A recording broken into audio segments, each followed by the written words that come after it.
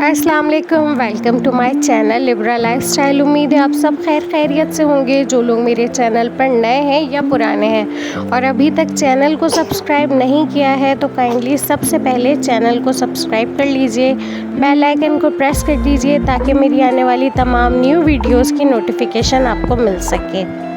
जी तो जनाब, vlog start करने से पहले एक छोटी सी रिक्वेस्ट है कि काइंडली वीडियो को पूरा देखा कीजिए। मुझे पता है आप सब बहुत मसरूफ़ होते हैं, आपका वक्त बहुत कीमती है, लेकिन आप मेरी वीडियो को पूरा देख सकते हैं क्योंकि बहुत ज़्यादा लंबी नहीं होती है। मुश्किल से 10, 11, 12, 15 मिनट की वीडियो होती है। तो अपने कीमती वक्त में से थोड़ा सा टाइम निकाल के वीडियो को प्लीज़ पूरा देखा कीजिए ताकि आपके व्यूज़ से मेरी हौसला अफजाई होती है। जी तो व्लॉग स्टार्ट होता है। हमारे यहाँ आज आए थे, इनको आपकी ज़बान में क्या कहते हैं कमेंट्स में ज़रूर बताइएगा। हमारे यहाँ तो इसे सिंघाड़े कहा जाता है।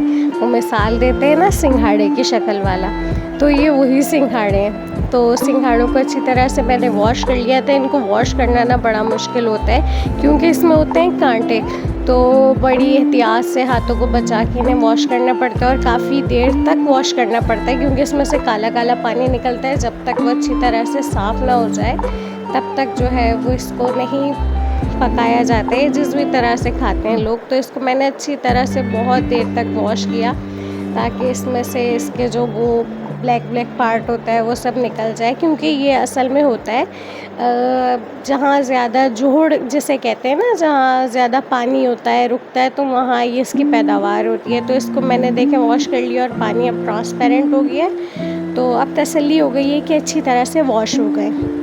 अच्छा, सिंघाड़ा वो फल या सब्ज़ी है जो कैल्शियम से भरपूर है। जिन लोगों में कैल्शियम की कमी होती है उन्हें कहा जाता है कि वो सिंघाड़ा ज़्यादा से ज़्यादा खाएं, क्योंकि इसमें जो है वो कैल्शियम की मकदार बहुत ज़्यादा पाई जाती है। इसका जो है वो इसको पीस के इसका दूध भी निकाला जाता है सिंघाड़े का, तो बहुत फ़ायदेमंद है। हमारे यहाँ बहुत शौक़ से सर्दियों की स्टार्टिंग में, यानी सर्दी शुरू होने से पहले ही ये मार्केट में आ जाता है और सभी हमारे यहाँ बहुत शौक़ से खाते हैं, स्पेशली मैं। तो इसको जो है वो मैंने बॉईल करने के लिए रख दिया था, बहुत अच्छी तरह से पहले वॉश किया। उसके बाद अब हम इसको जो है वो हाई फ्लेम पे बॉईल करेंगे। मैक्सिमम 20 to 25 मिनट्स इसे बॉईल करते हैं, ये अंदर से पक जाए ताकि। तो यहाँ जो है वो स्पाइडर की मदद से मैं इसको जो है वो चलाती भी रहूँगी। और इसको ये देखें, मैंने 25 मिनट्स इसे मैक्सिमम जो है वो बॉईल किया और अब इसे जो है वो छान के निकाल लिया है। तो कुछ इस तरह से जो है वो सिंघाड़े तैयार हो जाते हैं। इसकी चाट भी बहुत मज़े की बनती है इस तरह से बॉईल करके, और इसको छीला जाता है, ऐसे नहीं खाया जाता है। जिन लोगों को इसका शौक़ है उन्हें पता होगा कि किस तरह से खाया जाता है। कुछ लोग कच्चे भी खाते हैं मगर हमारे यहाँ बॉईल करके खाए जाते हैं। तो कुछ इस तरह से जो है वो सिंघाड़े की शक्ल निकल के आती है छिलने के बाद। तो अगर कोई आपको कहता है कि सिंघाड़े की शक्ल वाला, तो बुरा मानने की ज़रूरत नहीं है। सिंघाड़ा छिलने के बाद बड़ा प्यारा निकलता है, देखें दिल की शेप में ये होता है। और इसको बॉईल करने के बाद इसकी चाट भी बनती है। इसका बहुत सारे लोग पुलाव भी बनाते हैं और सालन भी बनता है। मुख्तलिफ़ तरीक़ों से लोग जो है वो खाते हैं, लेकिन हमारे यहाँ इस तरह से सादा बॉईल करके, और या तो चाट बहुत ज़्यादा बन जाती है, लेकिन मुझे ये सिंपल ऐसे ही अच्छे लगते हैं। तो जनाब, ये तो हो गए सिंघाड़े की रेसिपी। अब कौन कौन खाता है, किस किस को पसंद है, कमेंट्स में ज़रूर बताइएगा। और साथ ही साथ यहाँ यासूब के लिए मैंने बॉईल करने के लिए रखा था 1 अदद सेब और 1 गाजर। और यहाँ जो है ना वो मेरा शहज़ादा आजकल बस फ्रिज में जाके बैठ जाता है क्योंकि सर्दी आ नहीं रही है। तो यासूब साहब जो है वो फ्रिज में जाके बैठ जाते हैं और कुछ ना कुछ चीज़ों से खेलते रहते हैं। बस बच्चों का यही होता है। और बस उनका ये यहाँ से चीज़ उठाई वहाँ रख दी, वहाँ से चीज़ उठाई यहाँ रख दी। माशाल्लाह से अपने खेल में लगे रहते हैं, ज़्यादा तंग नहीं करते। हाँ, जब ज़िद पे आ जाते हैं तो बहुत तंग करते हैं। बस के लगे हुए थे शरारतों में। फिर आज जो है वो मैंने ज़ोहर की नमाज़ थोड़ी सी लेट हो गई थी, ज़ोहरैन की, तो बस नमाज़ पढ़ी और साथ ही साथ मैं एक बोतल में अपने लिए पानी रख लेती हूँ गर्म। इस तरह से जा नमाज़ के पास रख लेती हूँ। जब नमाज़ मुकम्मल हो जाती है तो फिर थोड़ा थोड़ा करके पीती रहती हूँ। तो ये जो है इस बोतल में 3 गिलास पानी आराम से आ जाता है। तो यहाँ मैंने जो है वो गर्म पानी अपने लिए रख लिया था। आज बस काम में मसरूफ़ हो गई थी, थोड़ी सी देर हो गई नमाज में। लेकिन अल्लाह माफ़ करने वाला है। अल्लाह पाक बस पाबंदी वक्त के साथ फ़जीलत के वक्त हमें नमाज़ अदा करने की तौफ़ीक़ अता फ़रमाए। हम लोग जो है ना वो बस बाकी कामों में लग जाते हैं और नमाज को जो है वो पसे पुश डाल देते हैं। अल्लाह माफ़ फ़रमाए हमें और वक्त पे नमाज़ पढ़ने की तौफ़ीक़ अता फ़रमाए। बस फिर नमाज़ वग़ैरह से फ़्री होकर मजलिस में जाना था। यहाँ फ़ातिमा की मजालिस चल रही हैं और यहाँ यासूब साहब जो हैं वो तैयार हो गए मजलिस में जाने के लिए और रो रहे हैं। इन्हें लग रहा है मैं इन्हें छोड़ के चली जाऊँगी। और फिर हम बारगाह आ गए थे। माशाल्लाह से यासूब साहब बड़ी तमीज़ से बैठे रहे काफ़ी देर तक। अच्छा, इनको बिठाने का एक जो तरीक़ा है वो ये है कि या तो मोबाइल पे इन्हें नोहे लगा दूँ या फिर कोकोमेलन, तो इन्हें बिठाने का यही वाहिद तरीक़ा था। मजलिस ख़त्म होने के बाद जो है यासूब साहब चले गए मिंबर पे कि अब मैं हदीस पढ़ूँगा और फिर इन्हें बहलाने के लिए मैं दरगाह में ले आई ज़ियारत करने के लिए। और माशाल्लाह माशाल्लाह मेरा शहज़ादा, मेरा बेटा जो है वो बहुत अच्छी तरह से ज़ियारत कर रहा था, एक एक चीज़ को बग़ौर देख रहा था। और ये हमारे बच्चों में जो है ना वो नेचुरली है, हमें सिखाना नहीं पड़ता माशाल्लाह से। बस मैंने यासूब को कहा गाज़ी को प्यार करें, मौला अब्बास के अलम को जो है वो मैं गाज़ी कहती हूँ, तो यासूब समझ जाते हैं, जाके हाथ लगा के प्यार कर रहे हैं। माशाल्लाह माशाल्लाह कह दीजिएगा आप सब भी। और मौला का शुक्र है कि हमारे बच्चे जो हैं वो अपनी घुट्टी में ये चीज़ लेकर आते हैं। और ये देखें पूरी दरगाह में यासूब साहब जो हैं वो मस्त होके फिर रहे हैं। बड़ी मुश्किल से इन्हें जो है वो घर लेके आई मैं। फिर शाम की चाय का टाइम हो गया था, तो यहाँ मैंने जो है वो बेसन और आटा मिक्स करके रखा है। खालिस बेसन के पकौड़े नहीं बनाए आज मैंने। इसमें जो है वो मैंने 4 से 5 खाने के चम्मच जो है वो बेसन लिया और 3 साढ़े 3 चम्मच मैंने इसमें शामिल किया आटा। और यहाँ मैं सब्ज़ियाँ वग़ैरह काटती थी, प्याज, हरी मिर्च, मिक्स पकौड़े बन रहे थे। तो यहाँ पहले मैंने सबसे बेसन को अच्छी तरह से घोल लिया, बेसन और आटे का बैटर बना लिया। अब इसमें जो है वो सारे मसाले मिक्स करके शाम की चाय के साथ आज बन रहे हैं जनाब पकौड़े।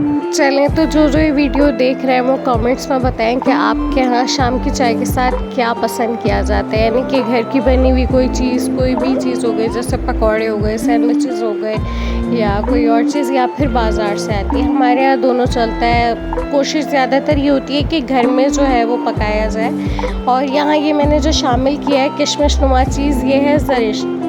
ये ईरान से आती है हमारे यहाँ और इसका टेस्ट जो है वो काफ़ी खट्टा होता है, अनार दाने जैसा, लेकिन इसमें कोई बीज नहीं होता। ये जब सूखे हुए नहीं होते तो ये जो है वो अंगूर जैसे शेप होता है। और उसको फिर जिस तरह अंगूर को सुखा के किशमिश बनाई जाती है वैसे ही इसका भी प्रोसेस है, मगर ये खट्टे होते हैं और बहुत टेस्टी। इसकी चटनी भी बनती है और वहाँ चुल्लू कबाब में जो चावल सर्व किए जाते हैं उस पर भी ये डला हुआ होता है। तो यहाँ मज़ेदार से पकौड़े तैयार हैं और साथ में है ये कैरी की चटनी। हम जो है वो जब कैरी का सीज़न होता है, कैरी के क्यूब्स कट करके फ्रिज में प्रिजर्व कर लेते हैं और फिर जब दिल चाहता है कैरी की चटनी का तो कैरी की चटनी बना लेते हैं, पुदीना, हरी मिर्च, कैरी वगैरह और बाकी सारे लवाजमात के साथ। तो यहाँ जो है वो हमारे पकौड़े तल के तैयार हैं। बहुत मज़ेदार पकौड़े बने थे बकौल मम्मा बाबा के, और चटनी मम्मा के हाथ की बनी हुई है। तो आप लोगों के यहाँ चाय के साथ क्या पसंद किया जाता है? मुझे तो चाय के साथ बाखर खानी भी बहुत पसंद है और वैसे कोशिश होती है कि घर में कुछ अच्छा सा बना लिया जाए अगर गैस आ रही हो तो, क्योंकि सबसे बड़ा मसला है गैस का। और माशाल्लाह यासूब साहब जो है वो घर आके लग गए अपने काम से और इन्होंने जो है वो पकौड़ा ले लिया है और खा रहे थे। यार एक बात समझ नहीं आ रही है मुझे, क्या सर्दियाँ जो है वो जुलाई में आएंगी? क्योंकि नवंबर चल रहा है और सर्दी का कोई नामो निशान नहीं है। तो मुझे लग रहा है सर्दियों के सीज़न में गर्मी और गर्मियों के सीज़न में सर्दी आएगी। तो रात के खाने का टाइम हो गया था और आज बनाई है मम्मा ने मेरी फरमाइश पे बेसन की रोटी, ब्लू बैंड और साथ में लहसुन और साबित मिर्च की चटनी। तो किस किस को बेसन की रोटी पसंद है? हमारे यहाँ जो है वो सबको पसंद है। और मुझे मसाले वाली भी बहुत पसंद है जिसमें टमाटर, प्याज, हरी मिर्च आटे के साथ गूंथता है। तो लेकिन आज जो है वो सादी बनी थी। तो किस किस के घर में बेसन की रोटी बनती है लहसुन की चटनी के साथ कमेंट्स में बताइएगा। और फिर रात के खाने के बाद बाबा ले आए थे मूंगफली। सर्दी तो नहीं आ रही लेकिन वाइब्स तो ले ही सकते हैं सर्दी की। तो जनाब यहाँ यासूब भी अपना हिस्सा डालते हुए। अच्छा, यासूब को ना हम रोकते नहीं हैं, स्पेशली बाबा का हमें ये ऑर्डर है कि यासूब को किसी चीज़ से रोकना नहीं है। वो खाना चाह रहा है, लेना चाह रहा है, खेल रहा है, ज़ाया कर रहा है, उसको करने दें, क्योंकि ये एज जो होती है ना, वो बच्चे ऑब्ज़र्व कर रहे होते हैं हर चीज़ का टेक्सचर, उसकी वॉइस। तो यासूब को आज़ादी है, वो जो चाहे करे। तो आज का ये मुख्तसर सा व्लॉग यहाँ होता है तमाम। अगर आज का व्लॉग आपको पसंद आया तो वीडियो को लाइक कर दीजिएगा, अपने फ्रेंड्स और फैमिली के साथ शेयर कर दीजिएगा। आपका एक शेयर मेरे लिए बहुत मायने रखता है। और अगर चैनल को सब्सक्राइब नहीं किया है तो काइंडली चैनल को सब्सक्राइब कर लीजिए, ताकि जो है वो आपकी सब्सक्रिप्शन मुझे मेरे आगे आने वाली व्लॉग्स में हौसला अफजाई करती रहे। इंशाल्लाह नए व्लॉग के साथ आपसे मुलाकात होगी। तब तक मुझे, मेरी फैमिली को और स्पेशली यासूब को अपनी दुआओं में याद रखिएगा। अल्लाह हाफ़िज़।